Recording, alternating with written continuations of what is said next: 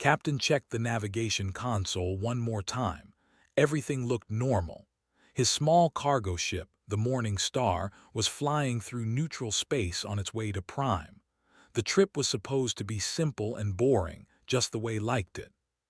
He was a merchant captain, not a soldier. At 32 years old, he had been flying cargo ships for almost 10 years. His crew was small, just 5 people including himself. They carried medical supplies, food, and sometimes simple machines. Nothing exciting, nothing dangerous. Stretched in his captain's chair and looked at the stars outside. Space was beautiful when it was peaceful. He thought about his sister Sora back on Earth. She worked for a big trading company and always worried about him.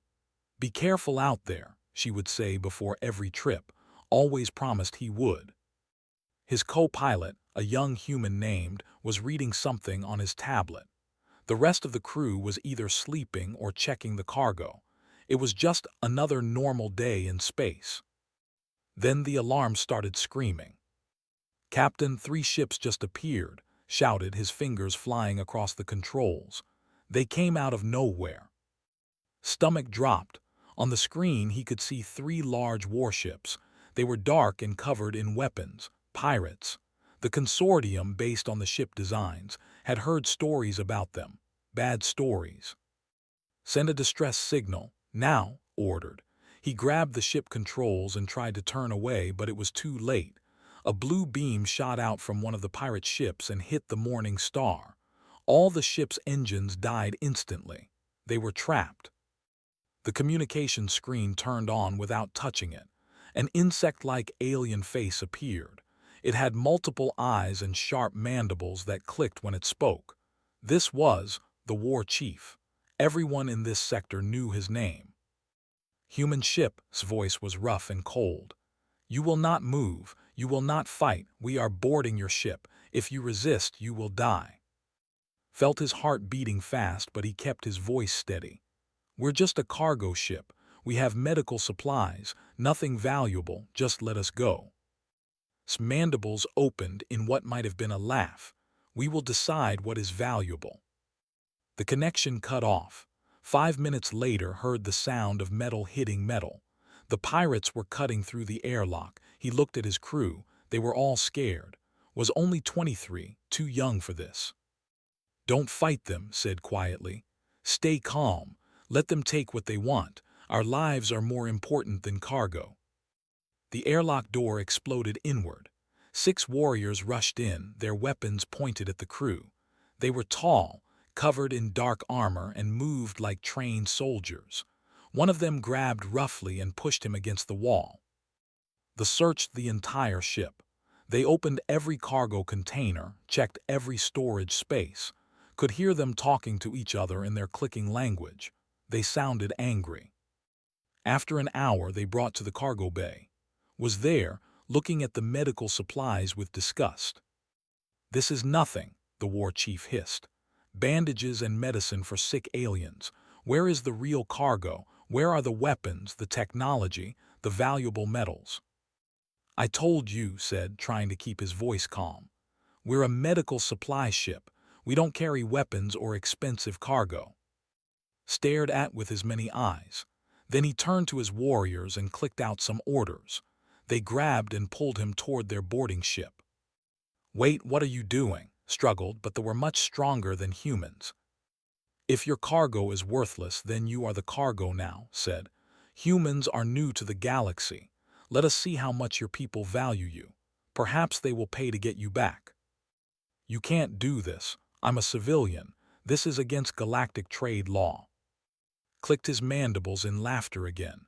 "Laws are for the weak. We take what we want." They dragged onto the pirate ship. He looked back and saw his crew being left behind on the Morning Star. At least they were alive. They hadn't killed them. The pirate ship was dark and smelled strange. They threw into a small cell with metal walls. There was a hard bench and nothing else. The door closed with a loud bang. Sat on the bench and put his head in his hands. He was a hostage now. He thought about his sister Sora. She would hear about this and be terrified. He thought about his elderly parents. They had always been proud that their son was a space captain. Hours passed, didn't know how many. Then the cell door opened. A young warrior entered. He was smaller than the others and his armor looked newer. Maybe he was young like. "You need water," the young said, holding out a container. Took it and drank. The water tasted strange, but it was better than nothing. "Thank you," he said. The young tilted his head, studying. "My name is I am your guard. The war chief has sent a message to your people. He wants 500,000 credits and safe passage. If they pay, you live. If they don't." He didn't finish the sentence. "They'll pay," said, though he wasn't sure. 500,000 credits was a lot of money. Would Earth really pay that much for one merchant captain? "Maybe," said, "but I have studied humans. You are new to the galaxy. You are weak compared to other species. Your ships are slow. Your weapons are old. Your people might decide you are not worth the cost." Looked up at the young alien. "You don't know humans very well then." "What do you mean?" "Humans don't leave their people behind. Ever. It doesn't matter if I'm a captain or a janitor. It doesn't matter if I'm rich or poor. I'm human and they'll come for me." Made a clicking sound that might have been laughter. "You have too much faith. No species in the galaxy goes to war over one merchant. Your people will negotiate. They will pay or they won't. But they won't fight us. Fighting is too expensive." Leaned back against the cold metal wall. He was scared, but somewhere deep inside he felt something else. A small spark of certainty. "You're wrong," he said quietly. "You're all wrong about humans. You think we're weak because our ships are slow and our weapons are old. But you don't understand the most important thing about us." "And what is that?" asked. "We remember every face. We remember every name. And we never, ever abandon our own." Shook his head and left the cell. The door closed again, was alone in the darkness. Somewhere far away, on a beautiful blue planet called Earth, people were getting the news. A merchant captain had been taken hostage. A man named. The galaxy was about to learn something new about humans. Something that would change everything. The countdown had begun. Ambassador sat in her office at the Galactic Council building when the message came through. She was reading reports about trade negotiations when her assistant rushed in, looking pale and worried. "Ambassador, we have an emergency. A human ship has been attacked. Captain has been taken hostage by the consortium." Stood up immediately. Her face became very calm, very cold. People who knew her well understood that this was when she was most dangerous. When was calm, storms were coming. "Get me everything. Ship records, crew manifest, the pirate demands, and get me a direct line to Earth Command. Now." Within minutes was watching the video message from. The war chief clicked and hissed his demands. 500,000 credits. Safe passage. 72 hours or the human dies. Watched it 3 times, then she made a call. "This is Ambassador. Priority Alpha Protocol. Authorization 77 Blue. Patch me through to the Secretary General." The screen changed to show Secretary General Jin Park. He was in his office on Earth. It was late at night there, but he looked fully awake. "I've seen the message. What's your recommendation?" "War, sir." There was a pause. Jin Park was quiet for several seconds. "For one merchant captain." "For the principal, sir. If we negotiate, every pirate in the galaxy will target humans. They'll think we're easy prey. They'll think we're weak. We need to show them what happens when someone takes one of ours." Jin nodded slowly. "I agree. Mobilize the fleet. I'll handle the politicians." His next call was to Admiral Han, commander of the Third Fleet. The admiral was a hard man with gray hair and eyes that had seen too many battles, but he smiled when he heard the orders. "Finally," Han said, "I've been waiting for something like this. These aliens think we're soft because we're new. Time to educate them." "How fast can you move?" asked. "I can have 12 ships in that sector within 36 hours. Full combat readiness. Special operations teams ready for deployment. Do it, and Admiral, bring Captain home alive, whatever it takes. Yes, ma'am, whatever it takes. The Galactic Council found out about Earth's mobilization within hours. Ships were moving everywhere. Human vessels that were scattered across 3 sectors suddenly started gathering. Military ships that had been on patrol turned and headed toward the same destination. Council speaker called immediately. He was a tall alien with blue skin and 4 arms. He was very old and very wise, and he had seen many conflicts in his long life. Ambassador, what is Earth doing? We see warships moving. This is extremely unusual. We're retrieving our citizen, said simply. But the have demanded ransom. This is standard procedure. We negotiate, we pay, the hostage is released. War is not necessary. His voice became colder. We don't negotiate with pirates, we retrieve our people. Ambassador, please be reasonable. This is one merchant captain, one person. No species in galactic history has gone to war over a single civilian. The cost is too high. Then we'll make history, said. Speaker, I respect you and I respect the council, but you need to understand something about humans. Every single one of us matters. Every life has value. We don't measure worth by rank or wealth or importance. Captain is a human being, and that means everything. This is madness, said, but his voice was uncertain.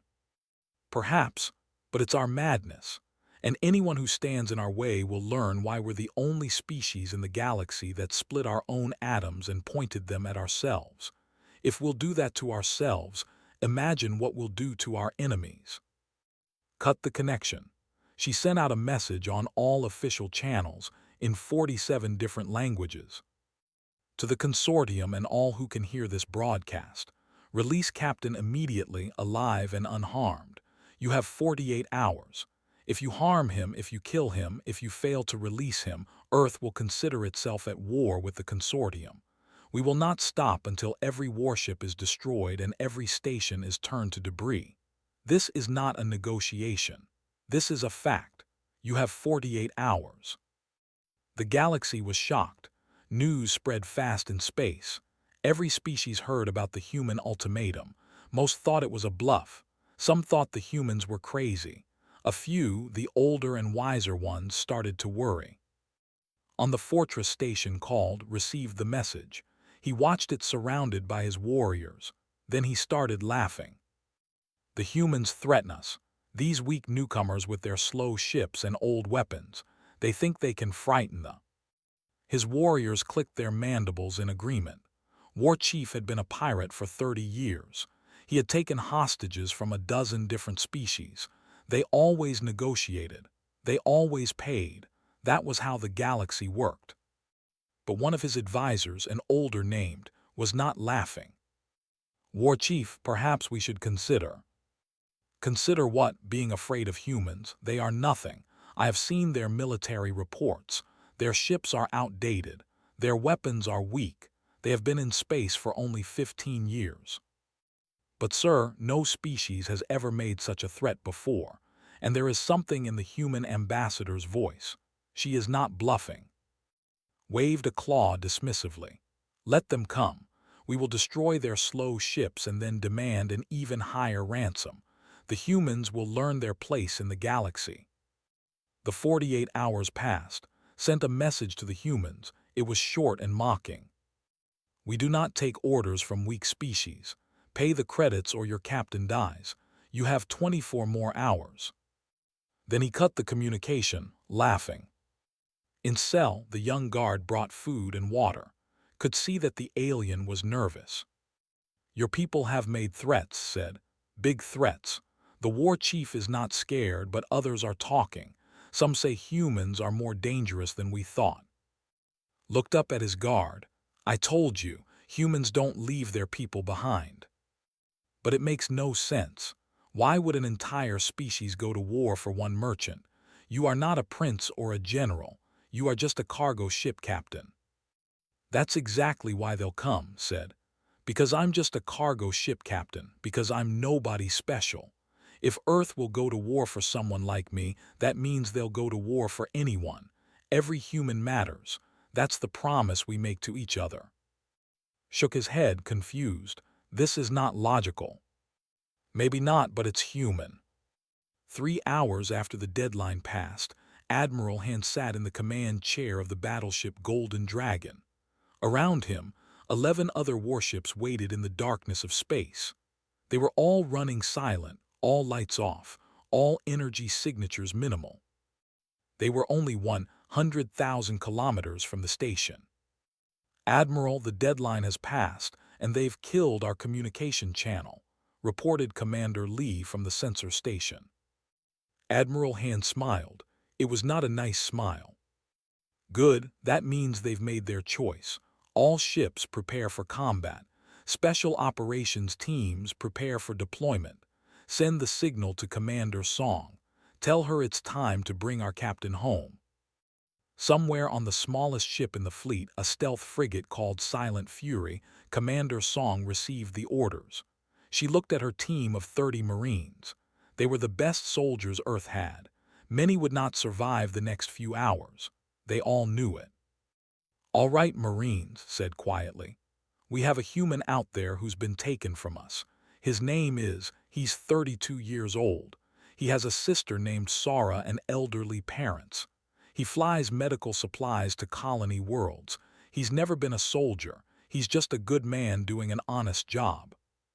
She paused, looking at each face.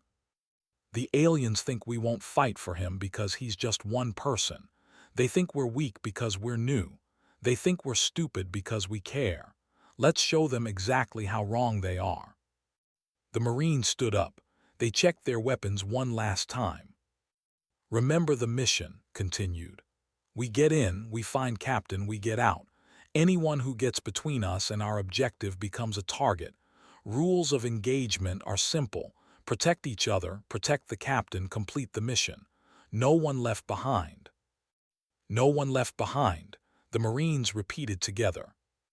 The Silent Fury moved forward in the darkness. It was time to teach the galaxy a lesson about humanity. The first explosion tore through the station's sensor array at exactly 300 hours station time. The blast was massive and precise. Every sensor, every camera, every detection system on the eastern side of the station simply vanished in a ball of fire. War Chief woke up to alarms screaming throughout his fortress. He rushed to the command center, his warriors scrambling around him in confusion. "What happened? Who attacked us?" "Unknown, War Chief. The entire sensor grid is gone. We're blind on the east side." "It was just an explosion, maybe a malfunction. Send repair teams." The second explosion hit the north sensor array, then the south, then the west. "War Chief, we're under attack, multiple strikes. We have no sensors left." Felt ice in his blood. The humans, they actually came. "Impossible, our scouts would have seen their ships. They're too slow to." Find them now. All warriors to combat stations. Launch all defense fighters." But the humans had already thought of that. As the fighters launched from the station, they flew straight into a trap. The UEN warships had been waiting in the dark, completely silent. Now they turned on their weapons. The Golden Dragon fired first. Missile after missile streaked through space, each one finding a fighter. Within 2 minutes, 23 ships were destroyed. The remaining fighters tried to retreat back to the station. None of them made it. "All sensors destroyed, War Chief. Our fighters are gone. We still cannot find the human ships." Clicked his mandibles in rage. "How many humans are out there?" "We don't know. Without sensors, we can't." Another explosion rocked the station. This time it was the main communication array. "They've cut our communications. We can't call for help." Realized too late that he had made a terrible mistake. The humans had not come to negotiate. They had not come to make threats. They had come to kill everyone and take their captain back. While the station burned and panicked, Commander Song's team was already inside. The Silent Fury had attached to the station hull during the first explosion, using the confusion as cover. Her Marines had cut through an emergency airlock and were now moving through the corridors. Team Alpha moved to Section 7. Team Bravo with me. We're heading to the detention level, ordered through her helmet communicator. The Marines moved fast and silent. They had trained for this exact mission 1,000 times. The layout of the station had been studied for hours. Every corridor, every room, every exit was memorized. They encountered their first warriors at an intersection. There were 5 of them, armed and armored. They saw the humans and raised their weapons. The Marines were faster. The corridor lit up with weapons fire. The fight lasted exactly 4 seconds. All 5 went down. One Marine, Private Park, took a shot to his shoulder armor but kept moving. Contact, 5 hostiles eliminated. 1 wounded, still combat effective, reported. Acknowledged. Keep moving, came Admiral Hand's voice from the Golden Dragon. They moved deeper into the station. More warriors appeared. More firefights erupted in the narrow corridors. The aliens were strong and fierce, but they had never fought humans before. They had never seen soldiers who moved with such brutal efficiency. The Marines used breaching charges to blow through locked doors. They used grenades to disorient enemies. They moved as one unit, covering each other, never leaving anyone behind. Sergeant took a direct hit to his chest. The armor held, but he went down hard. Immediately, 2 Marines grabbed him and dragged him back to cover while the others kept firing. Sergeant is down. He's alive but injured. Get him up and moving. We don't stop, ordered. They pulled to his feet. He could barely breathe, but he picked up his weapon and kept going. That was the rule. You keep fighting until you can't fight anymore. The defenders realized quickly that killing humans was not enough. Even wounded humans kept fighting. And humans never ran away, never retreated. They just kept coming forward, room after room, corridor after corridor. In his cell, heard the explosions and weapons fire getting closer. His guard was packing nervously. What is happening out there? It sounds like a war. It is a war, said quietly. I told you they came for me. This is insane. Your people are attacking an entire fortress station for one person. Now you understand. The cell door suddenly blew inward with a massive explosion, was thrown back against the wall, covered his head as debris flew everywhere. When the smoke cleared, a human soldier stood in the doorway. A woman, covered in armor with a rifle in her hands. Her helmet visor was up and could see her face. She looked fierce and determined. Captain, she asked. Yes, I'm Commander Song, UN Special Operations. We're here to take you home, sir. Felt tears in his eyes. You came, you actually came. Did you doubt us, Captain? Smiled briefly, then turned serious. Can you move? Are you injured? I can move, I'm okay. Looked at who was lying against the wall, hurt and confused. The young was bleeding from his head. Without thinking, ran to him. Captain, we need to go now, said. Wait, he's hurt, help me. Looked at like he was crazy. Sir, that's the enemy. He's also just a young soldier who was following orders. He gave me water, he talked to me. He treated me like a person. I'm not leaving him to die. Stared at for a second, then she shook her head and smiled. You're either the bravest or the captain I've ever met. Fine, grab him and let's move. Pulled up. That was heavier than he looked, but adrenaline gave strength. He draped his arm over his shoulder and started moving. The journey back through the station was hell. The corridors were full of smoke and fire. Bodies lay everywhere, both and human. Saw 2 Marines carrying a third between them, all of them bleeding but still moving. Weapons fire echoed from every direction. The station was falling apart. Emergency alarms screamed warnings. Walls were cracking.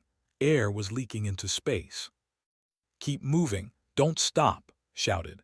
She fired her rifle at a group of warriors who tried to block their path. Other Marines formed a protective circle around. Sergeant, still injured, took another hit. This time he went down and didn't get up.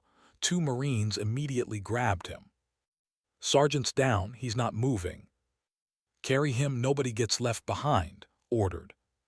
They carried and kept fighting, struggled with his weight, but he refused to let go. The young was unconscious now, completely depending on to save him.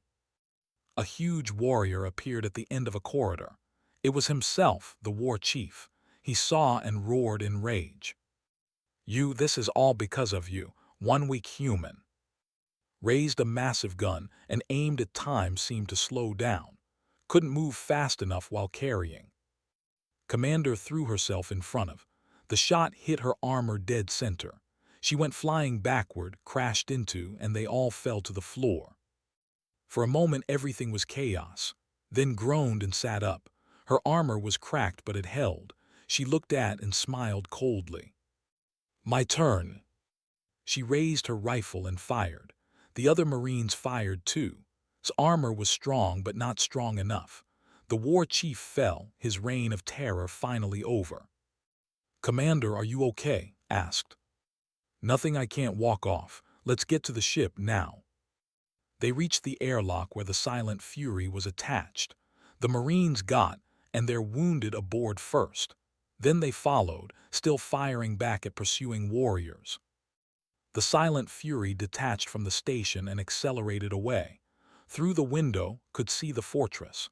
It was burning, breaking apart, dying. "Admiral Hand, this is Commander Song. We have the package. I repeat, we have Captain, mission successful." From the Golden Dragon, Admiral Hand's voice came through clearly. "Outstanding work, Commander. All ships weapons free. Destroy the." Every human warship opened fire at once. Missiles, energy beams, and kinetic rounds slammed into the station. The fortress, which had stood for decades, which had been the source of fear for so many species, broke apart like a toy. In the Silent Fury's medical bay, sat while a medic checked him over. Nearby, other medics were working on and the wounded Marines. Sergeant was in critical condition but alive. Commander sat down next to. She had taken off her helmet. There were cuts on her face and exhaustion in her eyes. "Captain, that was the bravest thing I've ever seen, saving that." "He's just a kid," said. "He didn't choose this. He was just following orders." "Maybe, but we lost 12 Marines getting you out. 12 good people who will never go home." Felt the weight of those words. "I know, I'll carry that for the rest of my life." Put a hand on his shoulder. "They knew the mission. They came anyway. That's what we do. That's what it means to be human." Through the window, watched the last pieces of the station drift apart in space. The galaxy had learned a lesson today. A lesson written in fire and blood. You don't take humans hostage. You don't make enemies of Earth. Because humans will come for their own, every single time. The journey back to Earth took 6 days. Captain spent most of that time in the medical bay, not because he was badly hurt, but because that was where the wounded Marines were. He felt he needed to be there with them. Sergeant had survived, but barely. He would need months of recovery. Private had a shattered shoulder. Lieutenant Song, Commander's younger sister, had lost her left hand in the final firefight. She joked that at least she would get a really cool prosthetic. 12 Marines had not made it. Their bodies were in the ship's morgue, carefully wrapped and honored. Visited that room every day. He looked at each flag-draped container and whispered, "Thank you, I'm sorry, thank you." Commander found him there on the 3rd day. "Captain, you need to eat something." "I can't stop thinking about them," said quietly. 12 people dead because of me." "Not because of you, because they took you hostage. There's a difference." "Is there? If I wasn't important enough to rescue, they'd still be alive." Sat down next to him. "You want to know what my orders were? What Admiral Hand told me before we left?" Nodded. He said, "Commander Song, you're going to rescue Captain. He's a merchant captain. He flies medical supplies. He's nobody famous, nobody powerful. But he's human, and that means everything. You bring him home, whatever it costs. Because the day we stop fighting for people like Captain is the day we stop being human." She paused. These Marines, they knew the mission, they knew the risk, and every single one of them volunteered. You know why? Because next time it might be them who needs rescue, and they want to know that someone will come, that humans don't leave each other behind.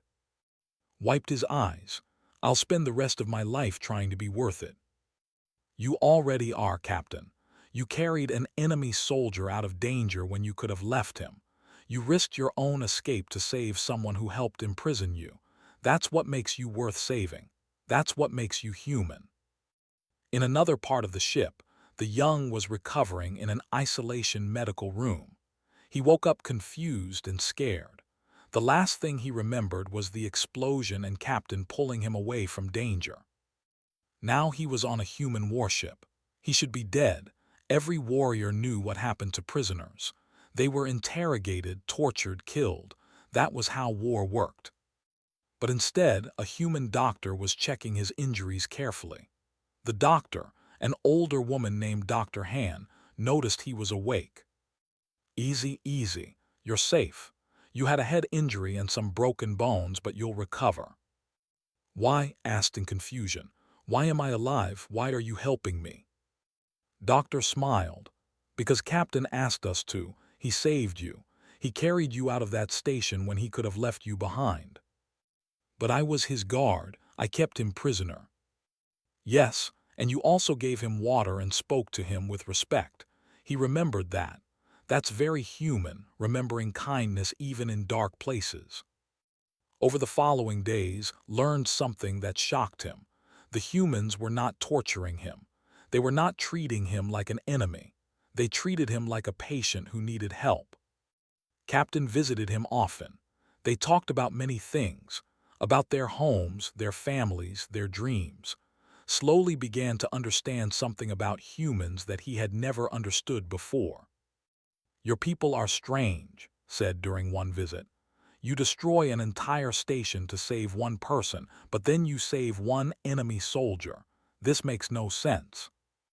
"It makes perfect sense," replied. "We value life, all life. We'll fight to protect our own, but we don't kill for pleasure. You weren't our enemy, you were just a young soldier following orders. That's different. They would not do this.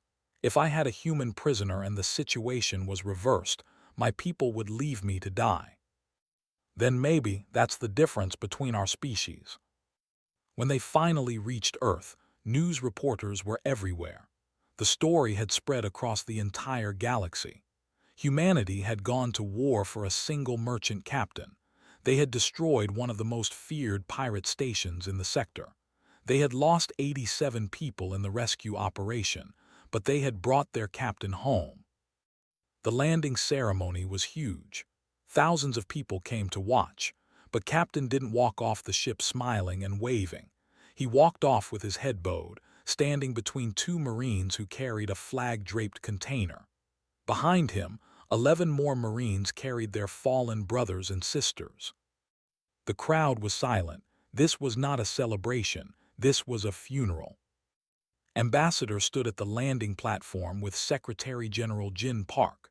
They both saluted as the fallen Marines were carried past, then stood before them. "Captain, welcome home," Jin said formally. "Sir, I don't deserve to be here. 87 people died for me." "No, Captain. 87 people died to prove a principle. The principle that every human life matters. You didn't ask for this. The forced this situation. But because of what happened, the entire galaxy now knows that humanity protects its own. That will save thousands of lives in the future." 3 days later, the memorial service was held. It was broadcast across Earth and to every human colony. 12 markers stood in the memorial hall, each with a name, a picture, and the words, "They came for one of us." Captain stood at the podium to speak. His sister Sora sat in the front row, crying. His parents held each other's hands, proud and sad at the same time. "I didn't know these people," began, his voice shaking. "Sergeant, Corporal Lee, Private First Class Minu, I never met them before they came to rescue me. They didn't know me either. I wasn't their friend. I wasn't their family. I was just a merchant captain they'd never heard of before. He paused, wiping tears from his eyes. But they came anyway. They fought through a fortress full of enemies. They carried each other when they were wounded. They never stopped, never gave up, never left anyone behind. And some of them died for me, for a stranger. Looked at the memorial markers. I will spend every day of the rest of my life trying to be worthy of their sacrifice. I will remember every name. I will honor every life. And I will teach my children and their children about what these brave people did. Not for glory, not for money, but because that's what humans do. We protect each other. We remember each other. We honor each other. No one left behind. That's the promise. That's what it means to be human. The entire hall stood and applauded. Not loud and cheerful, but quiet and respectful. The kind of applause that means we understand. We remember. We will carry this forward. At the Galactic Council, the impact of the rescue operation was enormous. Ambassador stood before the assembled representatives of 43 different species. Council speaker looked tired. Ambassador, your people have made quite a statement. The consortium has been destroyed. 3 other pirate groups have released all human hostages and are begging for peace terms. The entire sector is talking about what Earth did. Good, said simply. Let them talk, let them learn. Many species are concerned about human aggression. You escalated to military action very quickly. We gave them 48 hours. We gave them a clear warning. They chose to ignore it. A representative from the Empire stood up. He was tall and covered in scales. Ambassador, your actions were reckless.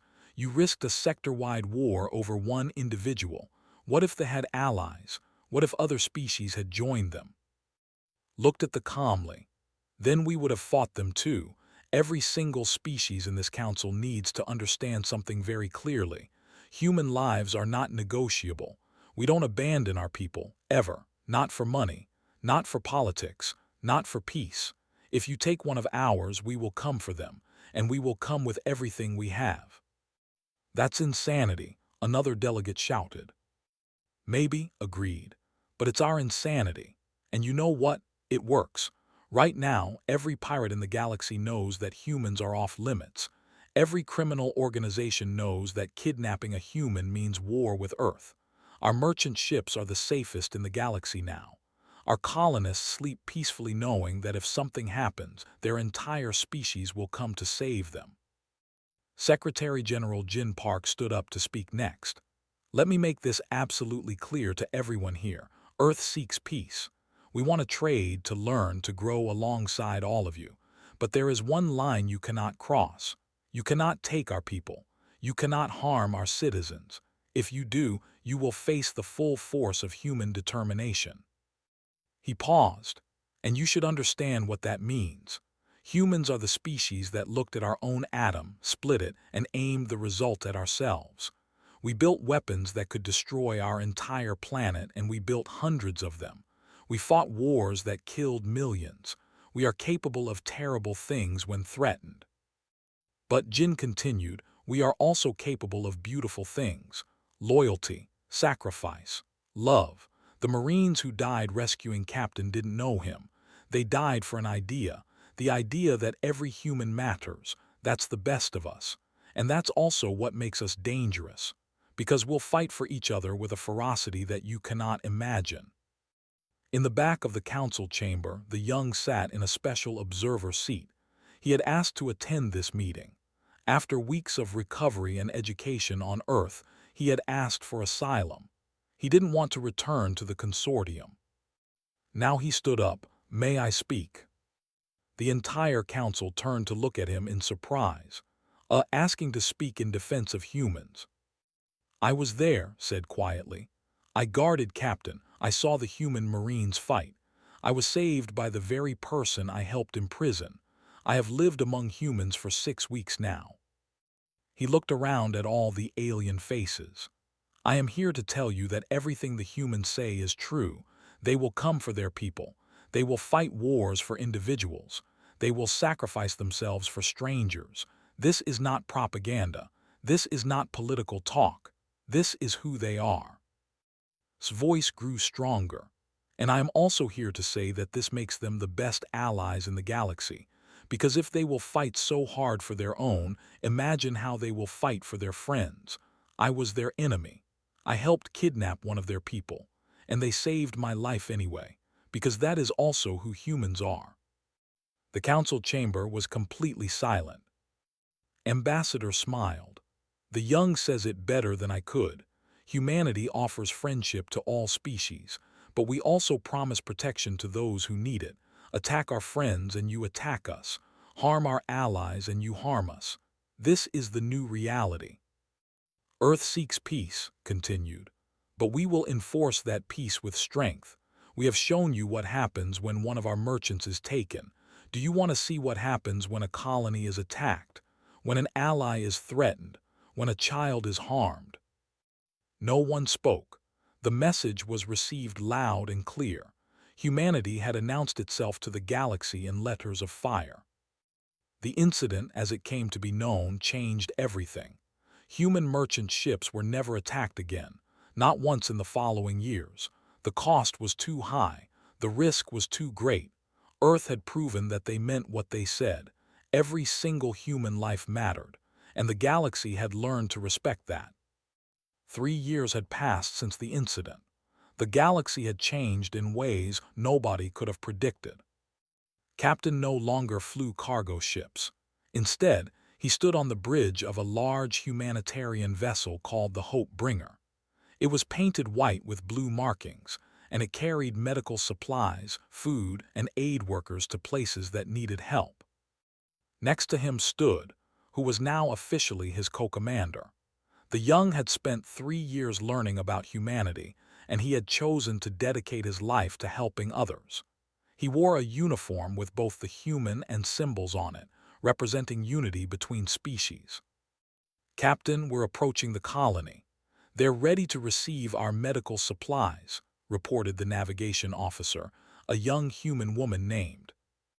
Good, have the aid teams prepare for deployment, replied. The Hope Bringer was part of something new called the Mercy Fleet.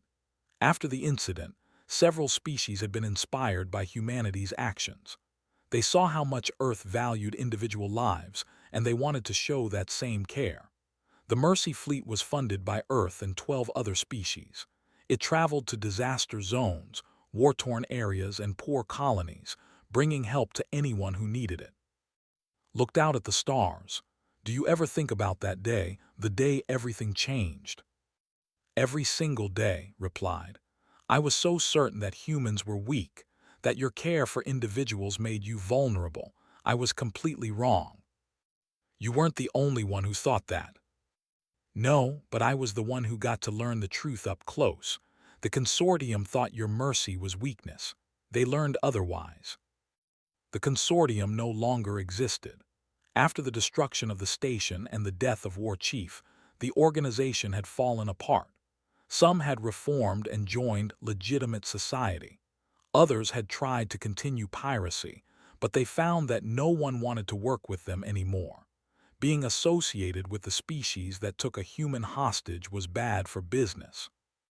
Hope Bringer, this is colony control. Welcome. We're grateful for your help, came a voice over the communication system. Happy to be here, responded. Humanity doesn't just fight for people, we also help people. That's the complete picture. Below them, the colony world of Prime was suffering from a plague. The local hospitals were overwhelmed. The Mercy Fleet had responded within days, bringing doctors, medicine, and equipment, and his crew would stay for 2 weeks, helping however they could. This was life now. Not running from danger, but running toward people who needed help. He had taken the sacrifice of those 87 people and turned it into something positive. He saved lives now. Every person he helped was a way of honoring those who had died for him. On Earth in the capital city, Ambassador was preparing for her retirement. She had served for 30 years and she was tired. It was time for younger people to take over. Her replacement was a smart young diplomat named Lee. He sat across from her in the office, learning everything he could. The most important lesson, said, is that respect is earned through strength and consistency. The galaxy respects us now because we proved we mean what we say. We don't make empty threats. We don't abandon our people. Keep that consistency and Earth will remain safe. What about when someone tests us again? Asked. Because someone will, some pirate or warlord who thinks we've gotten soft. Smiled. Then you remind them of the incident.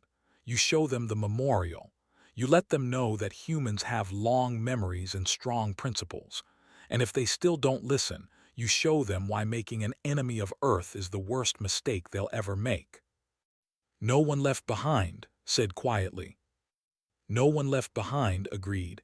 That's the promise, that's who we are. At the Galactic Council, things had changed dramatically. The Council had watched how humans responded to the crisis, and it had inspired them. Several species had started adopting similar policies about protecting their own citizens. The Union had passed something called the No Citizen Left Behind Act. It stated that if any citizen was taken hostage or kidnapped, the government would respond with full force. Other species were watching this closely. The Collective, a peaceful species of blue-skinned humanoids, had established their own rapid response fleet. They had studied how Earth's military operated and adapted the lessons to their own culture. Council Speaker, now very old and near retirement himself, sat in his office thinking about the changes he had witnessed. I was wrong, he admitted to his assistant. When the humans first threatened war, I thought they were being reckless. I thought they were endangering galactic peace, but they were teaching us something we had forgotten. What's that, sir? His assistant asked. The value of individual life. For too long, we had accepted that hostage-taking and piracy were just costs of doing business. We negotiated. We paid ransoms. We let criminals profit from causing suffering. The humans showed us a different way. They showed us that if you make crime too expensive, too dangerous, criminals will stop committing crimes. And it worked, the assistant said. Piracy is down 60% in this sector. Exactly. Human merchant ships are never touched. But more than that, ships from all species are safer now. Because the criminals know that if they take the wrong person, they might face a species that learned from the humans. They might face real consequences. Looked at the pictures on his wall, images from the rescue, the destroyed station, the memorial service on Earth, the young speaking before the council. The humans changed the galaxy in 72 hours. They showed strength and mercy at the same time. They destroyed their enemies but saved even a young enemy soldier. That's the kind of species we need more of in this galaxy. Back on the Hopebringer, the aid mission to Prime was going well. Dr. Han, the same doctor who had treated 3 years ago, was working in a temporary hospital. She had joined the Mercy Fleet because she believed in the mission. A young child, sick with the plague, looked up at her with large eyes. Are you really from Earth, the planet that fights for people? Yes, I am, Doctor said gently as she administered medicine. My father told me about Captain. He said that Earth destroyed a whole space station to save him. Is that true? It's true. Captain is actually here on this ship. He's the one who started this fleet. Wow, the child whispered. Your people must really love each other. Doctor smiled. We do, but we also help others. That's important too. Strength without compassion is cruelty. Compassion without strength is helplessness. Humans try to have both. That evening, visited the temporary hospital to check on the patients. He did this every mission, talking to people, learning their names, hearing their stories. Each person mattered. Each life had value. The child saw him and sat up excitedly. Your captain, the one from the story. Smiled and sat down next to the bed. I am, and what's your name? Are you really the person that Earth went to war for? I am, though I wish they hadn't needed to. Many good people died to rescue me. Why did they do it? You're just one person. thought about how to explain this to a child. Because that's what family does, and all humans are family to each other. It doesn't matter if we've never met. It doesn't matter if we're different in other ways. When someone takes one of us, all of us respond. I wish my species was like that, said quietly. Maybe you can help make it that way when you grow up. The galaxy is changing. More species are learning to value each individual life. You could be part of that change. That knight stood in his quarters looking at a memorial display on his wall. 87 names, 87 pictures. He touched each one gently. We saved 43 people today, he whispered to them. 43 lives that would have been lost to the plague. We're making a difference. I hope you're proud. He knew they would be. Those Marines hadn't died just to rescue him. They had died to prove a principle. The principle that every human matters, that every life has value, that no one gets left behind. And that principle was spreading across the galaxy now. More species were adopting it. More governments were protecting their citizens. More criminals were learning that hostage-taking didn't pay anymore. 87 deaths had led to millions of people being safer. It was a heavy price, but it had changed the galaxy for the better. Entered the quarters. Captain, we've finished the medical deliveries. They are very grateful. Their hospitals should be able to handle the plague now. Good, chart a course for our next destination. Where are we needed next? There's a refugee crisis in the system. War has displaced thousands of people. They need food, shelter, and medical care. Then that's where we go. Send a message to Earth. Tell them we'll need additional supplies. Already done, Captain. Earth has approved the mission and is sending support ships. Smiled, this was his life now. Helping people, saving lives, honoring the sacrifice of those who had saved him. On Earth, in a quiet cemetery, a young boy stood with his uncle. The boy was named Jun, and he was 10 years old. His uncle had brought him to visit the memorial wall where the 87 names were carved in stone. Uncle, I learned about the incident in school today. My teacher said you're a hero. I'm not a hero, Jun, the heroes are here, pointed at the wall. These people, they're the ones who sacrificed everything. Why did they do it? You said they didn't even know you. Knelt down to Jun's level. Because humans don't measure worth by rank or riches or fame. We measure it by one simple fact: are you human? If yes, then you matter. You matter just as much as the president. You matter just as much as the richest person on Earth. Your life has value. So if something happened to me, people would come to help. Every single human in the galaxy would come to help. That's the promise we make to each other, all of us or none of us. We stand together, we protect each other, we remember each other. Jun looked at the memorial wall with new understanding. That's why the galaxy respects us now. Not because we're the strongest but because we care. Exactly, strength alone makes you feared, caring alone makes you weak. But strength plus caring, that makes you respected. That makes you someone worth knowing. They stood there for a while, reading the names, remembering the faces. Each person had a story. Each person had a family. Each person had dreams and hopes and fears. And each person had died so that humans everywhere would be safe. High above Earth in the orbital shipyards, new vessels were being built. Not weapons of war, but ships of mercy, hospital ships, aid transport vessels, refugee rescue craft. On each hull, in 47 different languages, was stamped humanity's new motto: no one left behind. The galaxy had learned its lesson well.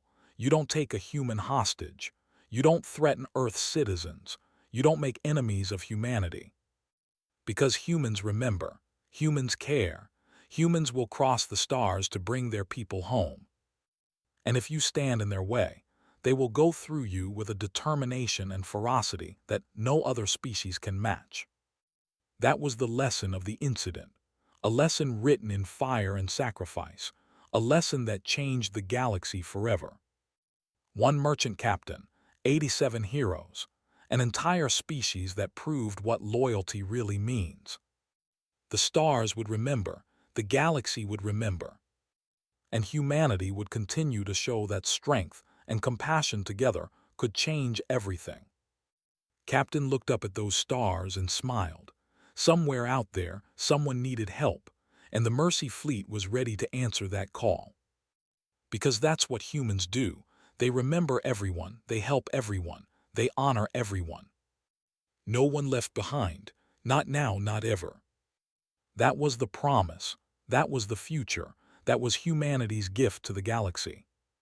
And the galaxy was better for it.